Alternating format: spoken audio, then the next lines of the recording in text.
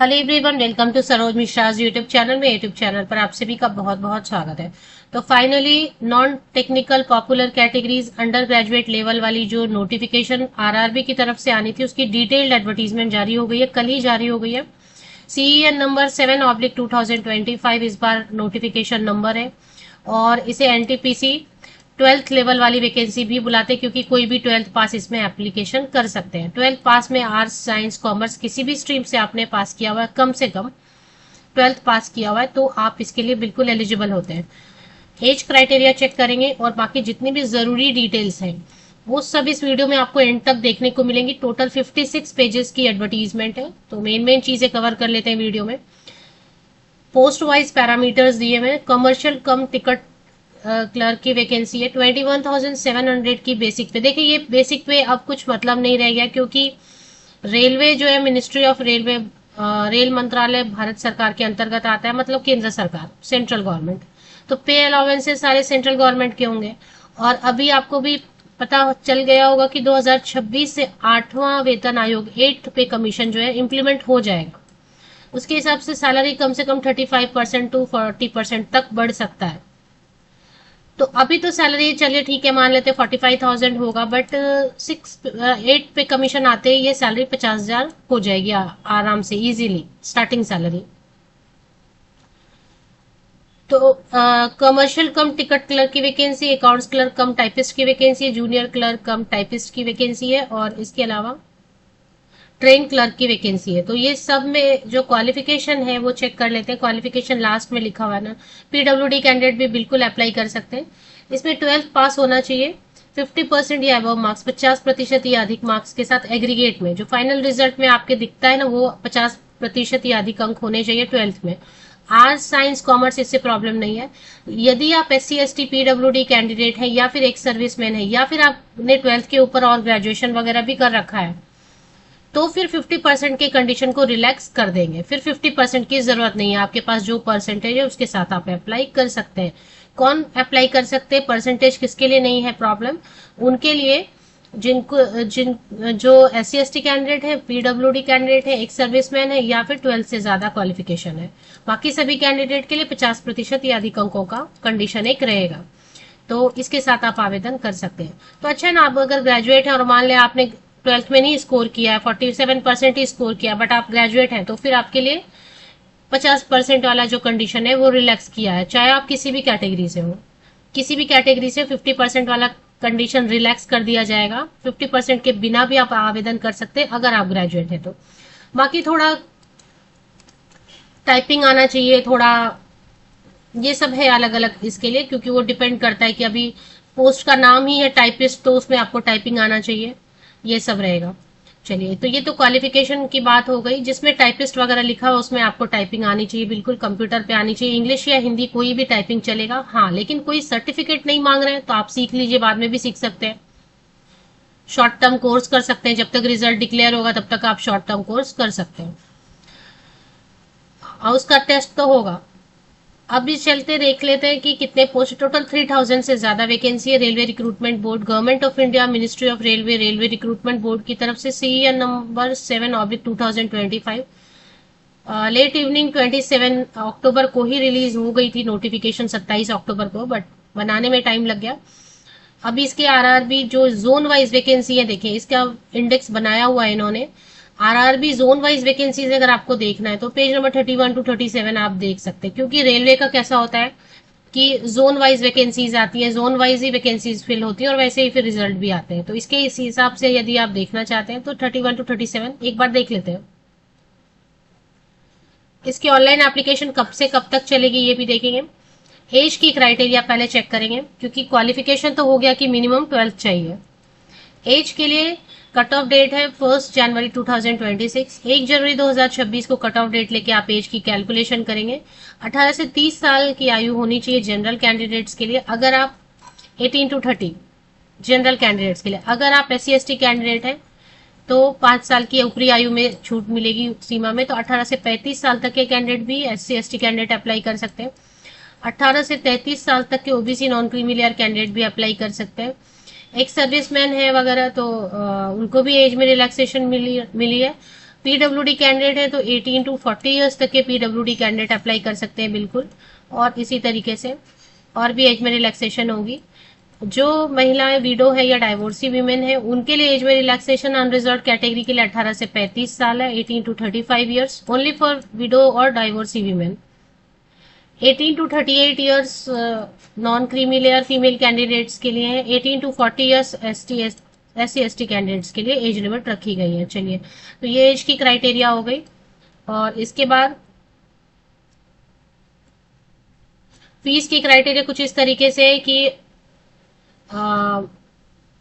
250 rupees देना है SC/ST PWD all category female candidate transgender EBC category PWD 250 रुपया देना है। लेकिन जैसे ही आप first stage CBT, 2 CBT exam होंगे, CBT 1 CBT 2, तो CBT 1 में जैसे ही अपियर होंगे तो SC/ST ex serviceman PWD female and transgender EBC candidate के लिए 250 रुपीज जो है ना वापस लौटा दे। जैसे आपने पेमेंट किया था वैसे ही आपके अकाउंट में वापस हो जाएगा।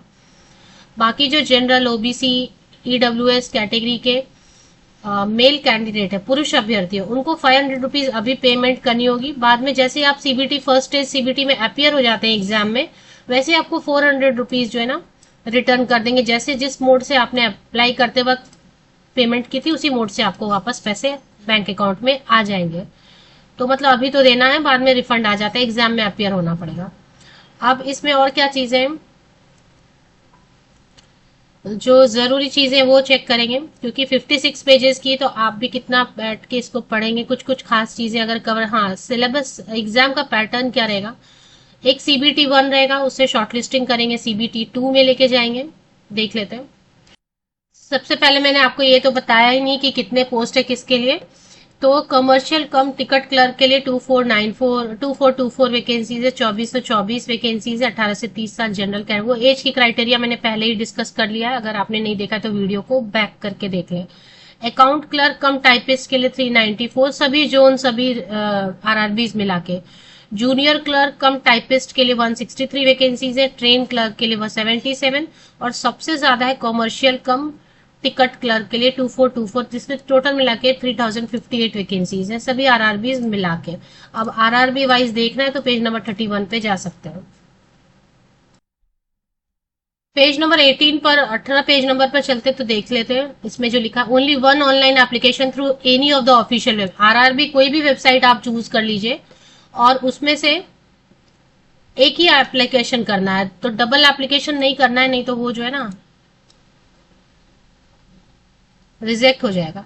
अभी इसमें CBT होगा, स्टेज 1 होगा, और स्टेज 1 CBT सभी पोस्ट के लिए होगा। फिर स्टेज 2 होगा, और जिसमें टाइपिंग वगैरह लिखा है उसमें एक आपका computer based typing skill test CBTST होगा। फिर डॉक्यूमेंट वेरिफिकेशन होगा, और ये कोई डिफेंस की जॉब नहीं है जो कि एकदम डिटेल में मेडिकल एग्जाम हो, एक नॉर्मल फिटनेस के लिए चेक कर लेते हैं। तो वो एक नॉर्मल रूटीन चेकअप जैसा मेडिकल फिटनेस का होगा, और डॉक्यूमेंट वेरिफिकेशन बेसिकली होगा। तो अब इसमें CBT 1 और CBT 2 के लिए क्या क्या रखने वाले हैं वो देख लेते हैं।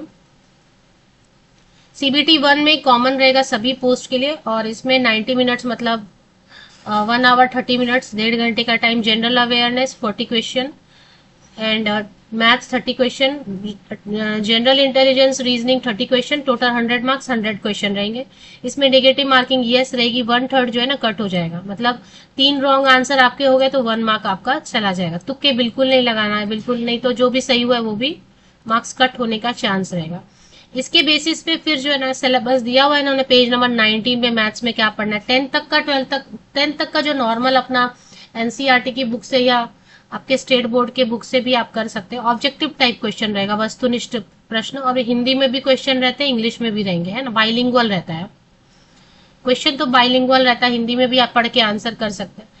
अब मैथ्स के लिए आप 5 स्टैंडर्ड से लेके 5वीं से लेके 10वीं तक का NCERT का बुक बना लीजिए, या कोई भी आपका स्टेट बोर्ड का बुक बना लीजिए, प्रॉफिट लॉस, LCM HCF, जो बेसिक मैथ्स रहता है वही सब है, टाइम वर्क, ट्रिगोनोमेट्री, त्रिकोणमिति, सांख्यिकी वगैरह यही सब रहता है।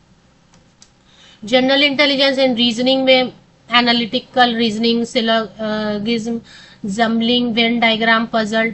वेन डायग्राम से तो हर चीज में क्वेश्चन पूछते हैं, जितने भी ग्राफ होते हैं, जितने टाइप के ग्राफ, बार चार्ट होता है, पाई चार्ट होता है, सब मैप वगैरह सब। जनरल अवेयरनेस में तो नेशनल इंटरनेशनल सब स्पोर्ट्स हो गया या जो भी जितना भी है सब। सेकेंड स्टेज सीबीटी में 15 टाइम्स ज्यादा कैंडिडेट, जितनी सीट है ना उसमें इंटू 15 कर दें, उतने कैंडिडेट को सीबीटी 2 के लिए शॉर्टलिस्ट करेंगे। तो सीबीटी 1 सिर्फ शॉर्टलिस्टिंग के लिए रहेगा, शॉर्टलिस्टिंग के लिए सिर्फ जो ना सीबीटी 1 रहेगा, सीबीटी 1 के मार्क्स जुड़ेंगे नहीं। अब सीबीटी 2 में भी सेम वैसे ही रहेगा, 1.5 घंटा, 50 मार्क्स जनरल अवेयरनेस, फिर 35 मैथ्स के लिए, general intelligence reasoning 35, total 120 question and तो 120 क्वेश्चन 120 मार्क्स। और इसमें भी 1/3 मार्क्स निगेटिव मार्किंग रहेगी, यहाँ पे लिखा ना negative marking and 1/3 marks shall be deducted. इसका भी सिलेबस पेज नंबर 20 पर दिया हुआ है, सेम वैसे ही आप एनसीईआरटी की बुक या स्टेट बोर्ड की बुक आप उठा ले और 5वीं से लेके या 4थी से लेके 10वीं तक की ठीक से बना ले तो सब बहुत सारे क्वेश्चन। और इसकी बुक तो आती है ना प्रिपरेशन की अलग से, वो भी कर सकते हैं। तो ये हो गया। और उसके बाद फिर जो है ना short listing of candidate for various stages shall be based on normalised mark, क्योंकि अलग अलग सेंटर पे अलग अलग डेट पे एग्जाम होते हैं तो नॉर्मलाइजेशन होता है, वो अलग चीज है, नॉर्मलाइजेशन तो होगा। अब computer based typing skill test, ये मेरे हिसाब से ये सिर्फ जो है ना for the post of junior clerk typist and account clerk typist the CBTST of qualifying nature, सिर्फ ये क्वालिफाई करना रहेगा। और वो भी किसके लिए है, जूनियर क्लर्क कम टाइपिस्ट के लिए और अकाउंट क्लर्क कम टाइपिस्ट, जिसमें टाइपिस्ट लिखा है उसके लिए ये सीबीटीएसटी होगा। और इसमें जो है ये मेरिट लिस्ट में इसके मार्क्स ऐड नहीं होंगे, तो बस इसको क्वालिफाई कर लो। जो आपको दिया गया ना पैरामीटर कि इंग्लिश वाला या हिंदी वाला कोई भी एक चूज करके 30 वर्ड पर मिनट इन इंग्लिश या फिर 25 वर्ड पर minute in Hindi personal computer पे आपका हो जाना चाहिए टाइपिंग का ये स्पीड, तो वो क्वालिफाई हो गया तो हो गया। और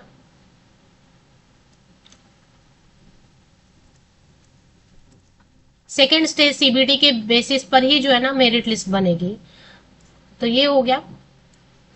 तो इसमें लिख दिया यहाँ पे, अगर आपको देखना है कि क्या क्या है तो पेज नंबर 20 पे आप देखेंगे कि कमर्शियल कम टिकट क्लर्क और ट्रेन क्लर्क के लिए सिर्फ सीबीटी 1 और सीबीटी 2 होगा, जिसमें सीबीटी 1 तो शॉर्टलिस्टिंग के लिए, इसके मार्क्स ऐड होंगे नहीं, तो फाइनल मेरिट लिस्ट बन जाएगा सीबीटी 2 के बेसिस पे।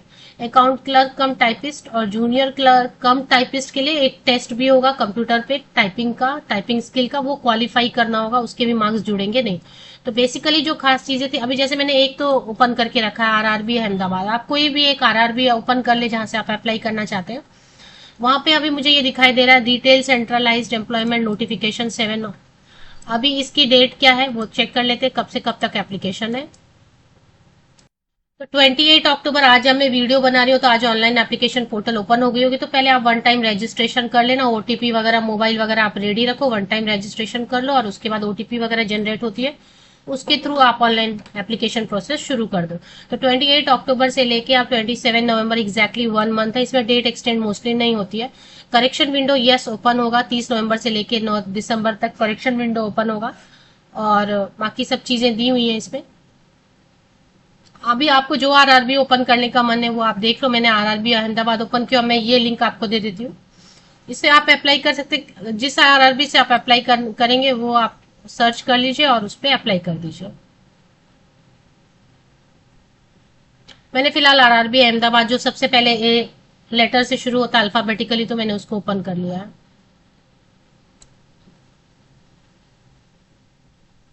ये लिंक आपको मिल जाएगी, सीयूटी वीडियो के डिस्क्रिप्शन बॉक्स में ये लिंक आपको मिल जाएगी।